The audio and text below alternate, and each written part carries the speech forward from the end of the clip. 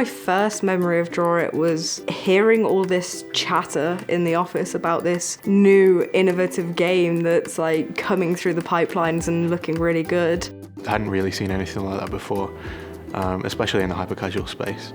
We were in the throes of making a lot of exciting stuff. This was something that came from our CTO, Pedro Correa. Just dropped this amazing tech on my desk, just the capability for us to do detection on people's drawings, and it was magical. And so then it was just a desperation to try and utilize it in an interesting way. Yeah, it was such a novel thing. You know, this magic machine is guessing what I'm drawing, this magical game. And really it's the crux of what that game is. It's about making it feel like the machine is smart enough to be a buddy that's feeding back to you in real time.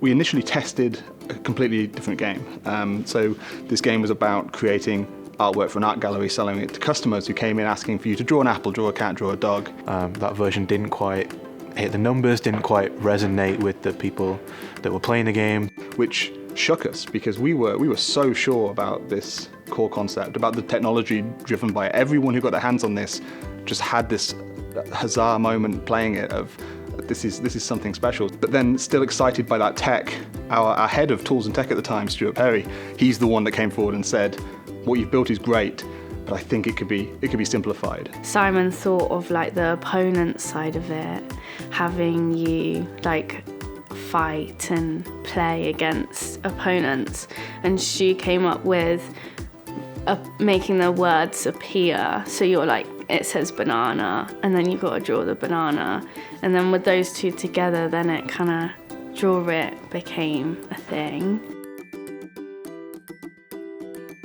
It's a game about drawing, and I wanted people to feel good about drawing, and I wanted it to feel like it was a place of creative expression. I was really excited about the concept. It's incredible how well like the artists have done. They added some really like juicy moments where if you come first, then on the results screen, like trumpets will appear out the side of the screen and like confetti will burst and then fade away. So you never know like that's gonna happen until it does. My thinking was I just wanted to make the best looking game that I could in the time there was. Had a really good idea of what I wanted to do with it. I wanted to inject it with a lot of the, just fun and creativity. We wanted characters that would appeal to as large an audience as possible. When we did the full release version, it was a Friday night. We just shipped it, round of applause kind of thing. As we're leaving, we say, "Oh, where's it going to be on Monday?" It's kind of a joke. And one of the artists, Andy, said, "It's going to be #1." And me and Simon, been through the release process before and all that sort of stuff, and we're like, nah, it'll do all right, we're not #1. Lo and behold, come in on the Monday, #1 in the charts. Other than the fact that the tech was quite cool, I wasn't sure on the idea. Yeah, it just goes to show, like in the hyper-casual environment, you just don't know what's going to make it. Something might look a bit tentative at the time, and then when you start to push the marketing and start to grow, it's actually like, wow, that's made it.